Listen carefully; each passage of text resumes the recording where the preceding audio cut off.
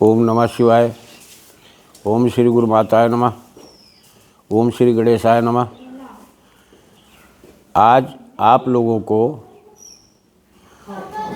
एक ऐसा मंत्र दे रहा हूँ, जो लोग कर्जा लेकर के पीड़ित हो चुके हैं, बहुत ज़्यादा कर्जदार हुए हैं।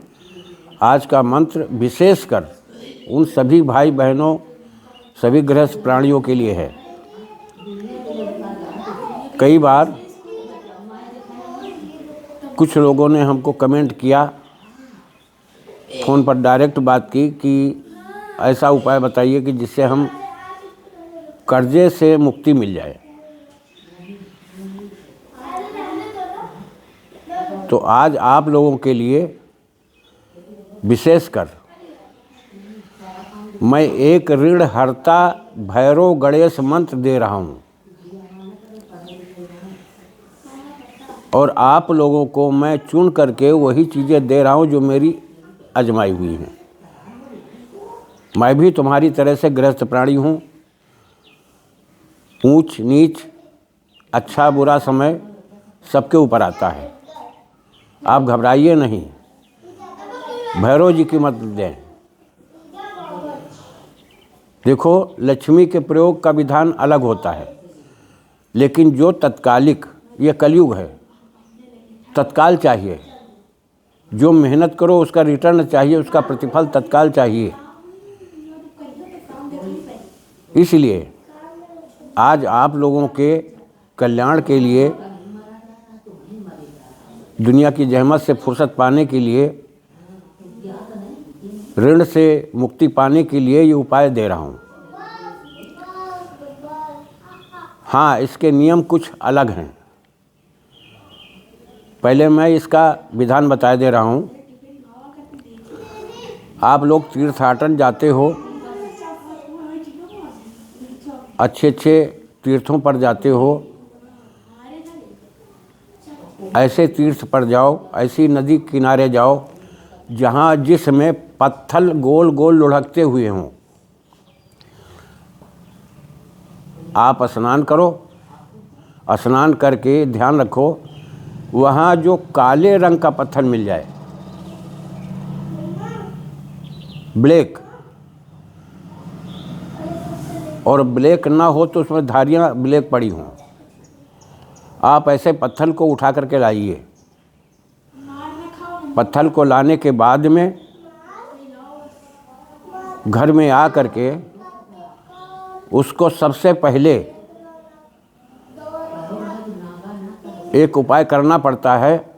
कोई अनाज हो तुम्हारा, गेहूं हो, चावल हो, कुछ भी हो, ऐसा उस अनाज के अंदर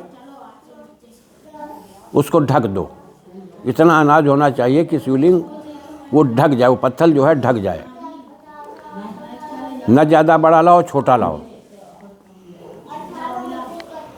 ढकने के बाद में 24 घंटे उसके अंदर बंद रखो। दूसरे दिन निकाल करके घर के अंदर भी स्थान बना सकते हो, बाहर भी स्थान दे सकते हो, जहाँ तुम्हें कोई डिस्टर्ब करने वाला ना हो, इधर उधर कोई ना कर सके, तुम्हारी पूजा में कोई व्यवधान न डाल सके, ऐसी जगह स्थापित कर दो। स्थापित करने के बाद लाल सिंदूर और तेल से उसके ऊपर लेप करो। लेप करने के बाद में आप फूल माला अर्पित करो, धूप अगरबत्ती करो, दीपक जलाओ।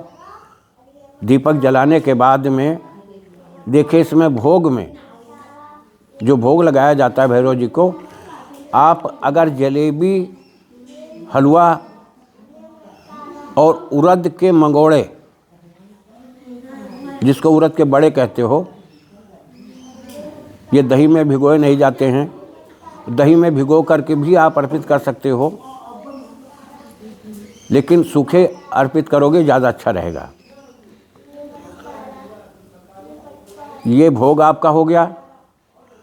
भोग लगा देने के बाद में इसका मंत्र आपको, इसमें एक विशेषता यही है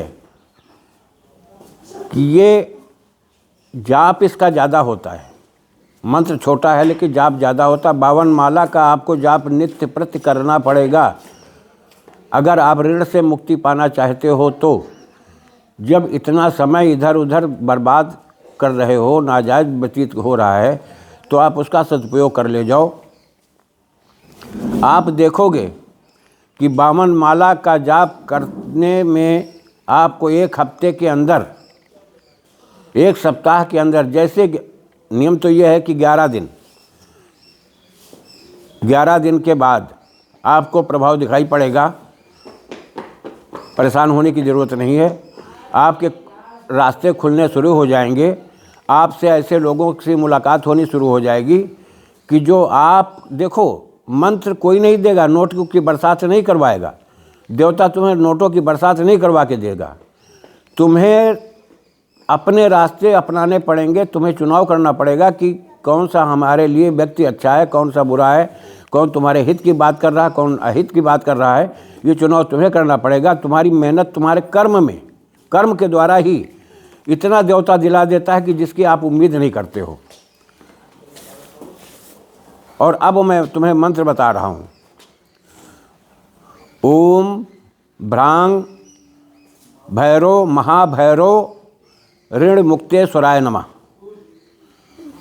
ओम भ्रांग भैरो महाभैरो ऋण मुक्तेश्वराय नमः।